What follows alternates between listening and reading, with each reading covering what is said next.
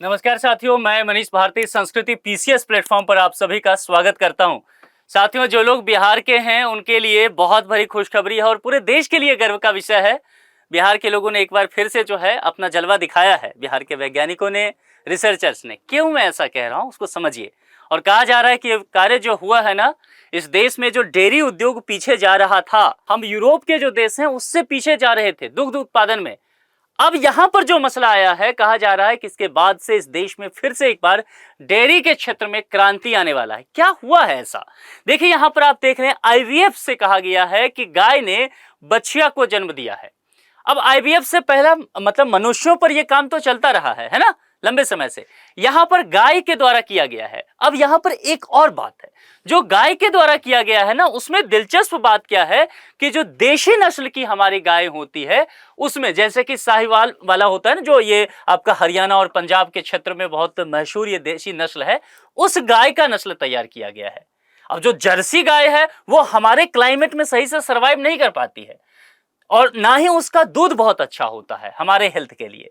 तो कुल मिलाकर के अगर साहिवाल वाला जो गाय है, जो देशी नस्ल है, वहां पर हम उसके आनुवांशिकी को बढ़ा रहे हैं, तो निश्चित तौर पर हमारे लिए यह तकनीक निश्चित तौर पर श्वेत क्रांति लाने जैसा हो रहा है। और ये कहां पर किया गया है? बिहार में। बिहार में कहां पर? मोतिहारी। मोतिहारी में कहां पर? डॉक्टर राजेंद्र प्रसाद केंद्रीय कृषि विश्वविद्यालय के द्वारा यह शानदार उपलब्धि हासिल करके इस देश को समर्पित किया गया है। तो लंबे समय से इस बात को लेकर के रिसर्च चल रहा था, फाइनली ये काम कर दिया गया है। तो जहां भी आप हैं, सबसे पहले बिहार के वैज्ञानिकों के लिए आप क्लैपिंग जरूर कीजिए। बहुत बड़ा जो है गौरवान्वित करने का काम ये यहां पर हुआ है। अब यहां पर समझिए, जरा डिबेट पर आते हैं। अब मैंने शुरुआत में ही आपको अपने ओपनिंग स्टेटमेंट में ही कह दिया कि देशी नस्ल और विदेशी नस्ल, इसकी चर्चा हम नस्ल की कर रहे हैं। अब अभी तक क्या हो रहा है, अचानक से हमारे देश में हमारे जो किसान हैं, गायों के लिए विदेशी नस्ल पर निर्भरता उनकी बढ़ गई थी, है ना। क्योंकि देशी नस्ल जो है वह नहीं मिल पा रहा था, उनका सर्वाइवल नहीं हो पा रहा था। अब विदेशी नस्ल पर हम गए। अब विदेशी नस्ल की गाय जब ला रहे हैं, खास करके जर्सी या एचएफ जिसको बोलते हैं, तो उसमें क्या हो रहा है कि वो हमारे क्लाइमेट में एडजस्ट नहीं कर पा रही है। तो निश्चित तौर पर उसके लिए संकट बनता जा रहा है और अत्यधिक बीमारियां उनको हो रही है। उनके प्रजनन में गिरावट हो रहा था, क्योंकि गर्मी बहुत बढ़ रहा है, मौसम काफी बदल रहा है पूरे देश में। तो ये जो जर्सी वाली जो नस्ल है ना, ये काफी सेंसिटिव होती है, भारतीय मौसम के उतार चढ़ाव को पूरी तरह से झेलने में असमर्थ रही। इन तमाम चीजों का फर्क किस पर पड़ा? हमारे डेयरी उद्योग पर पड़ गया। हमारा दूध उत्पादन जो रहा, अब सोचिए, देश जो है भारत, वो किसानों का देश है, पशुपालन यहां होता है, फिर भी हम डेयरी के माध्यम में पिछड़ते जा रहे हैं। यहां पर अब क्रांति इसीलिए कही जा रही है। तो प्रकृति का अपना क्लाइमेट स्मार्ट समाधान यहां पर निकला है। और साहिवाल नस्ल, जो लोग भी 72वीं बीपीएससी देने वाले हैं प्रीलिम्स, ध्यान से रख लीजिएगा, साहिवाल नस्ल को लेकर के पूरी तैयारी करके जाइए अब, ठीक है। साहिवाल, जर्सी, एचएफ, ये आपको पता होना चाहिए।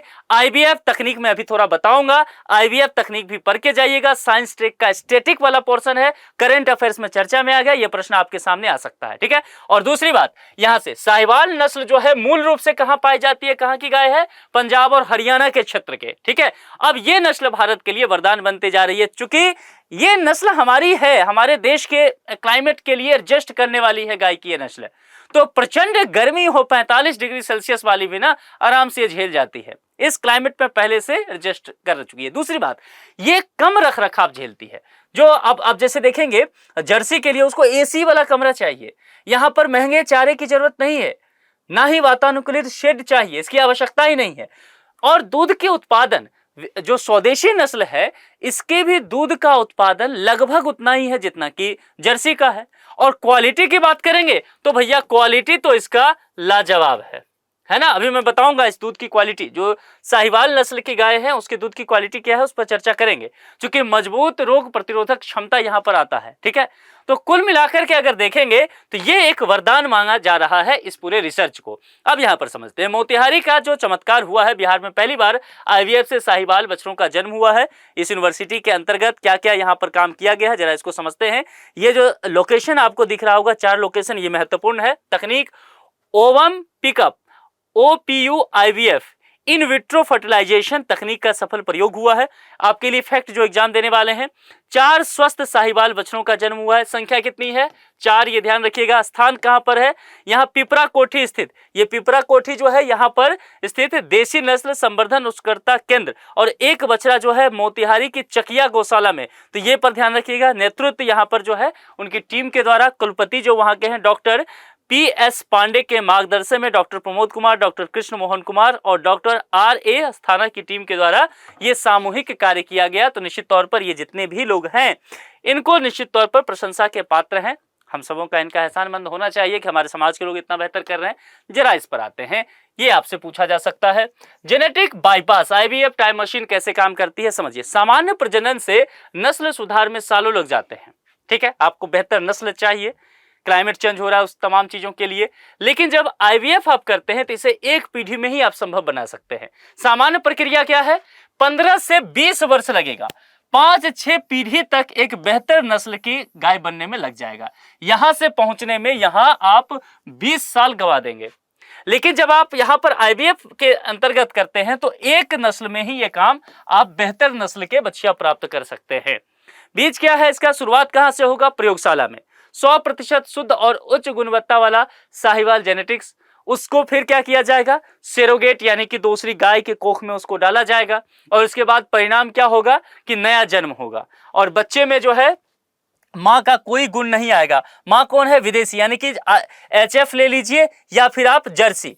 ये जो गाय हैं HF या जर्सी, ये विदेशी नस्ल की हैं। इनके गर्भ में इसका भ्रूण दिया जाएगा, प्रत्यारोपित किया जाएगा। ठीक है, और फिर जो यहां पर बच्चा जन्म लेगा तो आपके मन में एक प्रश्न हो सकता है कि क्या ये बच्चा जब जो विदेशी नस्ल है जर्सी या HF उसके गर्भ से हो रहा है तो इसका अनुवांशिक कुछ इसमें जाएगा? नहीं जा रहा है, जो देखा गया है। तो कुल बात यह हुआ कि जो जन्म लेने वाली बच्चियां है वो 100% शुद्ध साहिवाल जेनेटिक गुणों वाली होगी। इसका अपना जर्सी का गुण इसमें नहीं जाएगा। तो ये हो गया ना चमत्कार।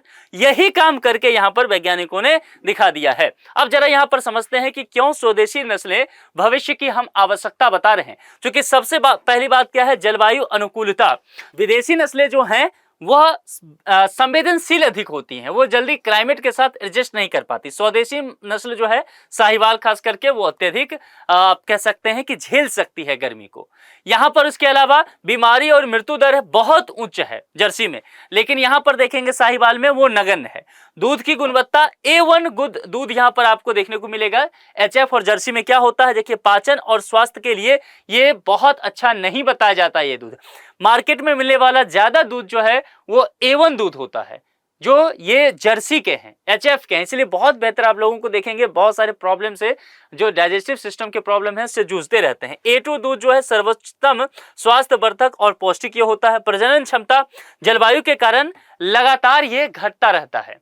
ठीक है, और यहाँ देखेंगे तो जो हमारा स्वदेशी नस्ल है स्थिर, उच्च और IVF से त्वरित होता है।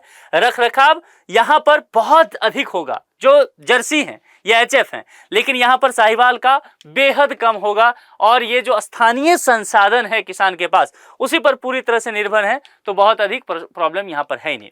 पोषण के लिए अगर देखेंगे, चूंकि A2 दूध का मैंने कहा, अब A2 दूध मैंने कहा बेहतर होता है, क्यों? क्योंकि यहाँ पर कैल्शियम होगा, विटामिन D होगा, तो जाहिर सी बात है मजबूत हड्डी और शारीरिक विकास बेहतर होगा। ओमेगा 3 फैटी एसिड होगा, तो आपका हार्ट, जो आजकल हार्ट अटैक की बहुत समस्या बढ़ गई है, ये उससे निश्चित तौर पर बेहतर हो सकता है। और इसके अलावा सेरोप्रोसाइड होता है, जो मस्तिष्क का विकास हमारा माइंड होता है, इसलिए कहते हैं ना। और न्यूरन सिस्टम, पूरे बॉडी में जो न्यूरन सिस्टम है माइंड से जो हमारा सिग्नल्स बॉडी में जा रहा है, ये बेहतर काम करता है। इसलिए हम कहते हैं ना कि भाई देसी गाय का जो दूध है वो बच्चों को पिलाइए। क्यों कहते हैं? क्योंकि बच्चों के मस्तिष्क का विकास होगा, तंत्र का तंत्र बेहतर तरीके से काम करेगा, मजबूत प्रतिरक्षा प्रणाली होगी, यानी कि बच्चे का या किसी भी व्यक्ति के शरीर का इम्यूनिटी सिस्टम जो है बेहतर होगा, तो रोग से लड़ने के लिए निश्चित तौर पर वह कारगर हो सकता है। अब यहाँ पर आणविक स्तर पर तुलना करेंगे, A1 दूध हानिकारक क्यों हो सकता है? क्योंकि क्योंकि A2 को लेकर के तो हमने चर्चा किया जो साहिवाल और देसी से। A1 दूध में क्या होता है, BCM7 पेप्टाइड होता है जो पाचन के दौरान बहुत ज्यादा परेशान करता है, आंतों का सूजन हो सकता है, ऑप्टिज्म हो सकता है। इसके अलावा जो प्रोलाइन और अमीनो एसिड होता है तो इसमें क्या होगा, हानिकारक BCM7 को बनने से रोकता है, पचने में बेहद आसान होगा, सुरक्षित और संपूर्ण पोषण प्रदान करने वाला दूध होगा जो कि A2 में होगा, यानी कि देसी नस्ल में होगा। तो कुल मिलाकर के यह कहा जा रहा है कि आने वाले समय में हम A2 दूध का सेवन कर पाएंगे जब हमारे पास और इस तरह की गाय आते जाएगी। अब यहां पर समझिए किसानों को लेकर के इकोनॉमिक फ्लाईव्हील क्या है, आय में अभूतपूर्व वृद्धि हो सकता है। पहला, कम इनपुट लागत है। अब इस गाय को खरीदने में निश्चित तौर पर बहुत पैसा देने की जरूरत है नहीं, ना ही विदेशी खाना चाहिए, ना ही उस तरह के नस्ल चाहिए, रखरखाव चाहिए। आउटपुट बहुत बढ़िया होगा, A2 दूध मिलेगा तो पैसा भी उसमें अधिक है, क्लाइमेट स्मार्ट रखरखाव है। साहिवाल गाय को रखने के लिए आपको AC वाला कमरा तो चाहिए नहीं, तो वो बेहतर होगा। इसके अलावा क्लाइमेट स्मार्ट डेयरी क्या हो सकता है, देखिए मोतिहारी की IVF उपलब्धि केवल बछड़े पैदा करने की तकनीक नहीं है, यह एक ब्रिज है जो जलवायु संकट के समाधान को अर्थव्यवस्था से जोड़ता है। क्लाइमेट चेंज एक सच्चाई है और कहा जा रहा है कि क्लाइमेट चेंज का निश्चित तौर पर दुनिया भर की अर्थव्यवस्था पर प्रभाव पड़ने वाला है और खास करके जो विकासशील देश हैं वो ज्यादा प्रभावित होंगे। तो अगर हम समय के साथ क्लाइमेट चेंज हो रहा है लेकिन उसके अनुकूल चीजें व्यवस्थित करते चलते हैं तो हमारी अर्थव्यवस्था को कहीं ना कहीं सपोर्ट मिलता चलेगा। ये कहा जा रहा है। अब उसमें IVF हो, पर्यावरण, प्रकृति, स्वास्थ्य, समृद्धि, इन तमाम चीजों को अगर आप जोड़ देंगे तो हमारा डेयरी उद्योग जो है वह आत्मनिर्भर हो सकता है। अब यहां से लैब से खेत तक ये मामला कैसे पहुंचेगा, तकनीक का विस्तार कैसे है, तो पहला यहां पर कहा गया है किसानों को स्वदेशी नस्लों और IVF के आर्थिक लाभों के बारे में जागरूक किया जाएगा। गांव-गांव पर ये डेमो दिए जाएंगे, जैसे अभी मैं आपको बता रहा हूं। ऐसे बहुत सारे लोग आएंगे, साइंटिस्ट वगैरह, जो लोगों को बताएंगे, समझाएंगे और फिर ये किस तरह से सुविधा मिल सकता है, सुलभ सुविधा लोगों तक IVF कैसे उपलब्ध कराया जा सकता है, इन तमाम चीजों से जानकारी दिया जाएगा। यहाँ महत्वपूर्ण है जो लोग भी 72वीं BPSC प्रीलिम्स देने वाले हैं, फिर से देखिए राष्ट्रीय गोकुल मिशन, ये आपको पूछा जा सकता है यहाँ से। इसके अलावा भारत की दुग्ध क्रांति का भविष्य क्या रहा है, थोड़ा सा आप इतिहास भी पढ़ लीजिएगा, यहाँ आएगा। और बिहार के इस कदम को इस क्षेत्र में गेम चेंजर माना जा रहा है। कहा जा रहा है दुग्ध उद्योग में पुनर्जागरण यहाँ जो है नींव रख दिया गया है। राष्ट्रीय गोकुल मिशन के एकीकरण, स्वदेशी नस्ल संरक्षण के राष्ट्रीय संरक्षण को संकल्प को सीधे मजबूती देता नजर आएगा। कुल मिलाकर कैसे समझिए कि जो साहिवाल है या स्वदेशी नस्ल है, हमने ये संकल्प लिया कि इसको हम बेहतर करेंगे, इसमें ये कारगर होगा।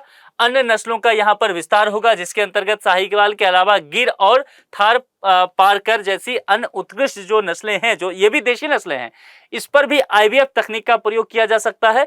और भारत इन तमाम मामलों को देखते हुए आने वाले समय में डेयरी के क्षेत्र में आत्मनिर्भर बनता हुआ नजर आ रहा है। अब आप लोग जो लोग बिहार से रहने वाले हैं या बिहार के बाहर के भी कहीं रहने वाले हैं, ग्रामीण क्षेत्रों में हैं, गाय पालते हैं, तो आप मुझे अपने जानकारी के आधार पर बताइए कि क्या आप वाकई इस बात को मानते हैं कि देशी नस्ल की गाय जो है हमारे देश की वो ज़्यादा बेहतर होती है, उसका दूध ज़्यादा बेहतर होता है। आप मुझे कमेंट बॉक्स में लिख करके बताएं। आज के लिए इतना ही। जुड़ने के लिए आप सभी का बहुत बहुत शुक्रिया। Thank you so much.